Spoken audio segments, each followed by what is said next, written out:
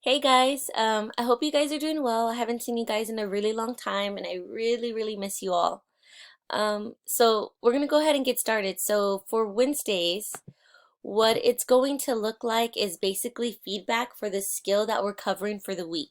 So summaries and inferences and expository text is what we're focusing on this week. So I'll give you feedback based on your exit ticket from Monday. Let's get started. Starting with question one. Question one was a main idea question. This was the question we did best in. Um, and just to bring it back to power, the parts that were most helpful were overviewing the titles, which was one, San Antonio's remarkable history. And even if you looked at the first sentence of each paragraph, you'll notice that it was either a date um, and something that happened in San Antonio or the creation of San Antonio. You have 1691, 1716, 1731, 1835, so forth.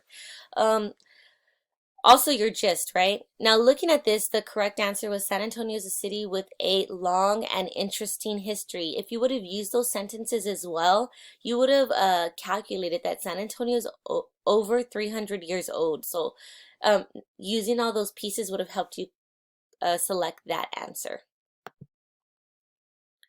Question two was our most missed question. It was an inferencing question, and particularly in one paragraph. The parts in power that it would have been most helpful would have been the R, reading the first sentence of the paragraph and creating a learning prediction, because you would have focused on that topic sentence for that paragraph. Also the mini gist for the paragraph.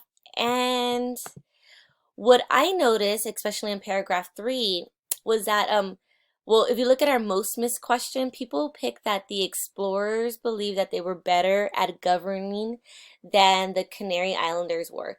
When I read the answer choices myself, I thought this before I went back to the paragraph, because even I, being a Texas history teacher in the past, remembered all the articles I read online or texts that always said how the Spaniards were superior to Native Americans, and all the cruel things that happened during that time. So that kind of using my personal knowledge would have given me this answer, but I always want to remember to bring it back to the text. So looking here at paragraph three, let's go ahead and take a look at that. In 1731, 56 men, women, and children from the Canary Islands, a group of islands off the northern coast of Africa, moved to the Presidios. They established the first civil government in Texas. Some of the descendants of the Canary Islands still live in San Antonio today. So there's nothing in there to infer that someone was better than someone else. A civil government means like a peaceful government, so that would have been a clue. Um, that everyone was living together kind of in harmony. It probably really wasn't that way because we know this, but according to the text, this is what they're giving me. Um, looking at the um, Looking at the other answer choices, Spanish explorers were unhappy. There's nothing in here that kind of helps me support that. Canary Islanders paid the explorers much treasure to let them stay. I don't see that either in here. No way for me to inference that based on this paragraph alone. So my best answer choice would have been B, the Spaniards accepted the presence of the Canary Islanders. That would have been the best choice. Let's go ahead and take a look at, oh, well, before I go to the next question, so remember, when it's an inference question, yes, bring in your personal knowledge, but you got to make sure it's supported by the text, because that's more concrete. So using that evidence, text evidence. Okay, let's go to question three. All right, question three, a summary question.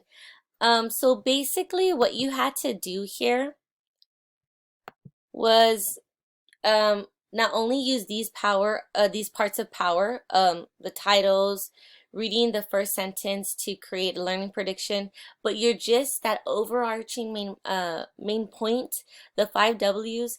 And when it's a summary question, guys, you need that beginning, middle, end. You're kind of like a writer. So if you had to write a summary for this, including those beginning, middle, and end pieces, what would it be, right?